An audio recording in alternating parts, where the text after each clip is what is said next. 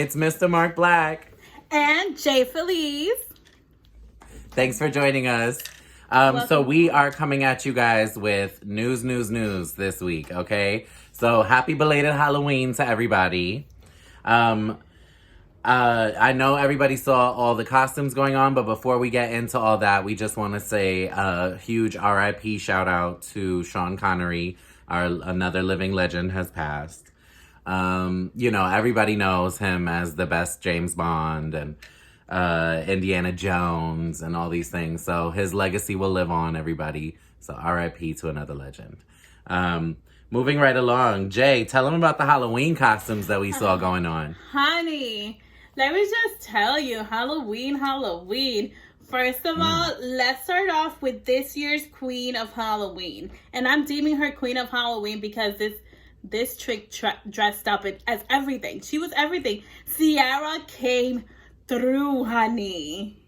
She started Let me off... tell you, side note.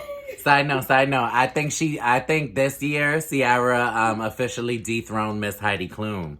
No, wait, hold up. Nah. See, listen. She had multiple. Heidi Klum spends hours transforming herself. I don't know, Heidi, you got lazy. You got lazy, Heidi. I need you to come through with the look. I get it. Technically, she is dethroned because she didn't even participate. So, yes. That's it. This year's Halloween. But continuing on. Goes to Ciara. But I think out of all, like, her outfits, my favorite outfit's the one that she did with her husband, Russell Wilson, which was Busta Rhymes and Janet Jackson. And I was just like, cute. When I saw that, I was like, okay. But talking about other cute outfits, let's talk about, first of all, Lil Nas X. Okay, so he deemed himself Nas Mirage. Okay, and he posted his little thing. He literally went all out. Was like Nicki, boobs, all that. Makeup, hair, wig, everything. It's like, if you didn't believe me, I was a barf before, believe it now. Hello. So, it was cute. Side note, then, there was a little Twitter beef between him and 50 because everybody knows 50 always got to put his 2 cents in. So, he was like, telling Nicki to come get him. And he was like, why you in a barb's business? Okay. So, 50, mind your business. Legend. Moving right along. To the she was queen to me because Miss Lizzo came through as the fly that was on Mike Pence's head at the VP debate. Okay, honey. The only thing she was missing is like a head on her foot. That's like the only thing she was missing. For real. That I thought was kind of like super cute. Was the Kardashians, as like she dressed up her babies as like little tigers, and she and her best friend did the whole Tiger King thing. Yeah, Carol Baskin and Joe Exotic. Yeah, it was cute. But I like the cuter family version to me was Vanessa Bryant with her daughters. They did Star Wars and they did the Madeline little thing. So that was definitely super, super cute. They're so cute. I just think that family is like can do no wrong now, honestly. Like they've been through so much shit, so like they're just amazing. God bless them. Mm-hmm. And honestly, Kendall Jenner. So Kendall Jenner's costume was cute because she did Pamela Anderson. But moving right along into did we see Cardi B? Cardi B had a still in pretty much the same outfit, same similar wig, same photo shoot, yada yada yada. But tell them about her party, honey, because not a mask in sight. So she didn't learn anything from her big sister because her big sister just caught all this flack for throwing her 40th and posting the pictures and being insensitive and all that shit. Girl goes and does the same thing. So the larger issue is that it's a thing of people, being like, oh, well, she's allowed to do how she wants with her money, blah, blah, blah. And totally, go for it. But like, even in the picture, she's like blowing out candles, which is like, hello, coronavirus. Like, you're not like, are you gonna? You're not supposed to blow on anything, like, And so, and the like waiter is literally there, like holding the cake, like, you know what I mean? But So honey, it's let like, me just tell you, they might have all already shared bodily fluids and all that other shit. So it's like, hey, whatever, you know.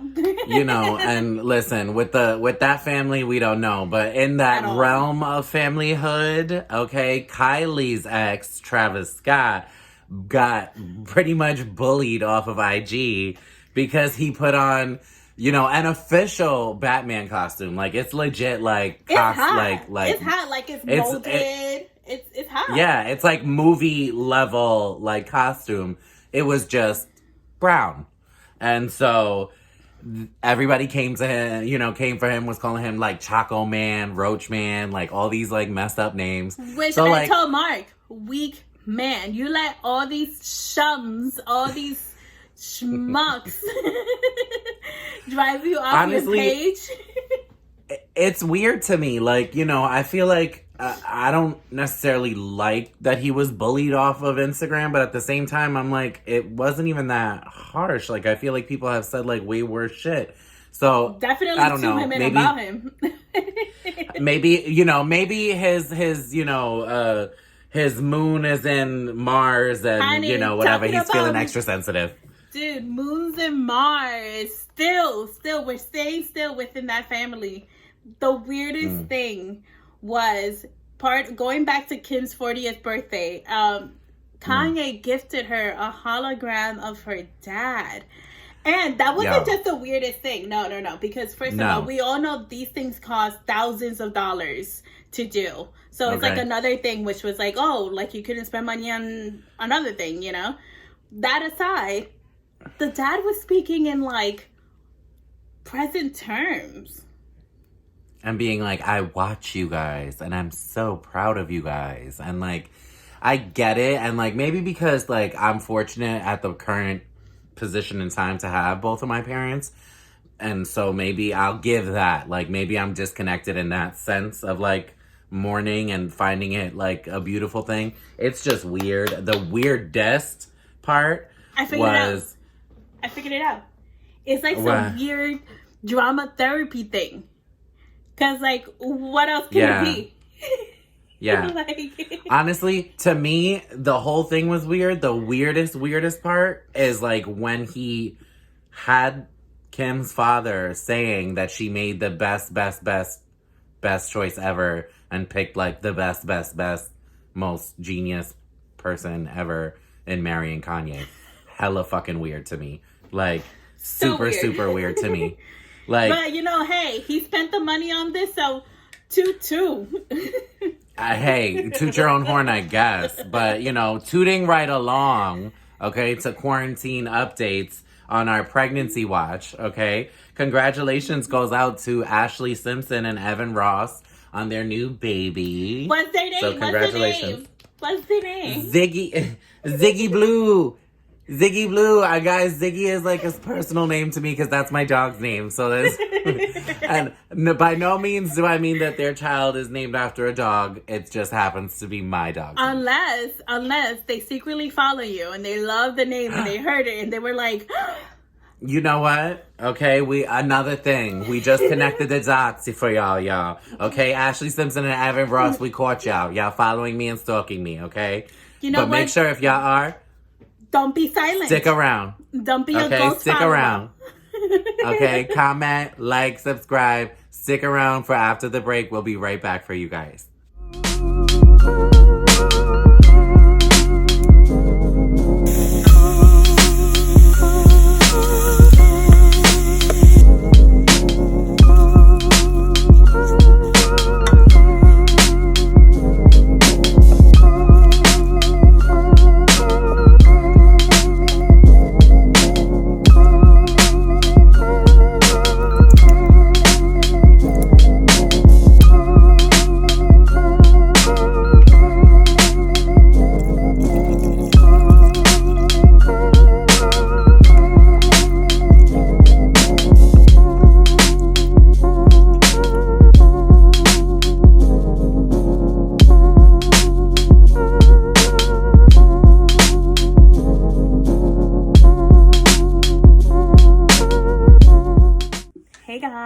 Hey guys.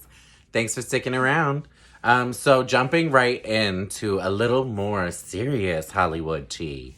So Jodie Turner-Smith, who is the actress most recently known for Queen and Slim, was recently cast in a production of a movie that's going to be doing historical figures. If anybody knows about Anne Boleyn, she was married to Henry the whatever X fucking Third, numerals I think. whatever the I don't know, the eighth, the third, the fucking whatever.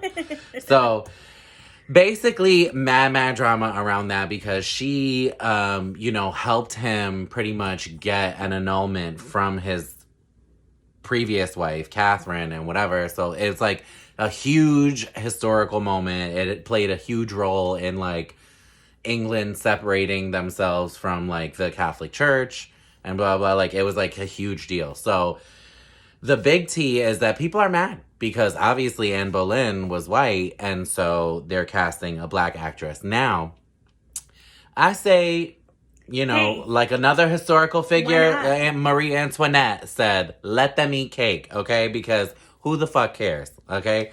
I don't see anything wrong with it, especially in regards to the reversal, people being like, oh, well, how is it okay to reverse it when it's a problem for blah, blah. My whole thing is... Want me to tell you? So my thing is, here's how I think it's okay. When they reverse it, no one's putting on a white face. No one's making themselves like, no one's bleaching their skin. No one's doing any of that. Number one.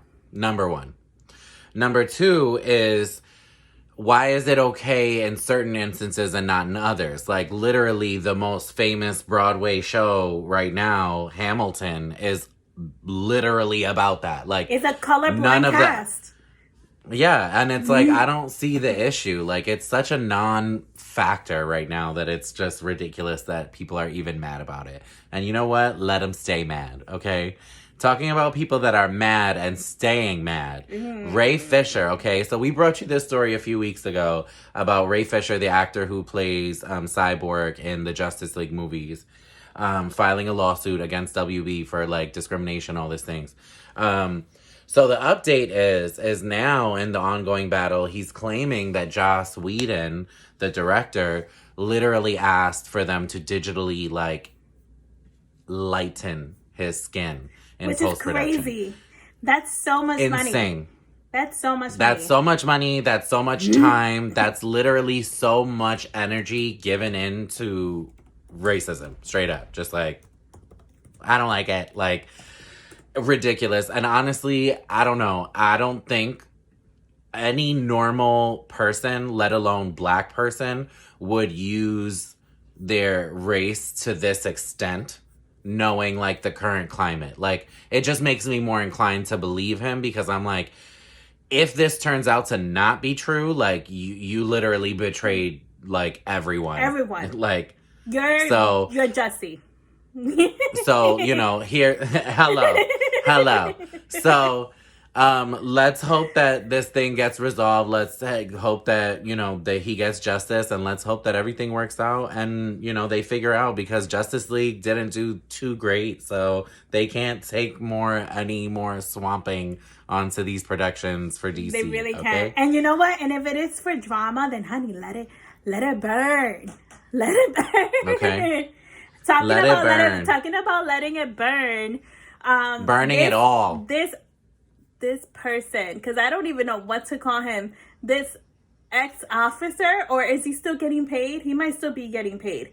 So one of the officers involved in the whole Breonna Taylor shooting, in the tragedy, was and is actually suing right now. So he's suing Breonna Taylor's boyfriend for not just assault, but for, I guess, pain and damages.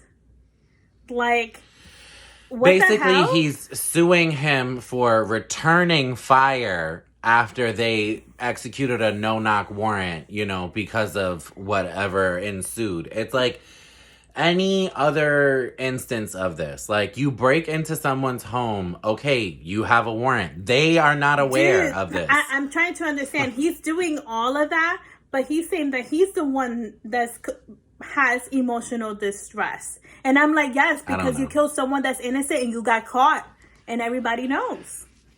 I don't know, guys. It's just literally one of the craziest things. And honestly, this episode will probably go up after the election, but let's just hope and pray that we get something good Tuesday, you know, some good news. We don't even know if we're going to get results, anytime soon, you know, because according to the reports, it's probably going to take a few days for them to give us an official God forbid, word, so. God forbid if the current person in office doesn't get the results that he wants. Because I just want to say, I hope that quick.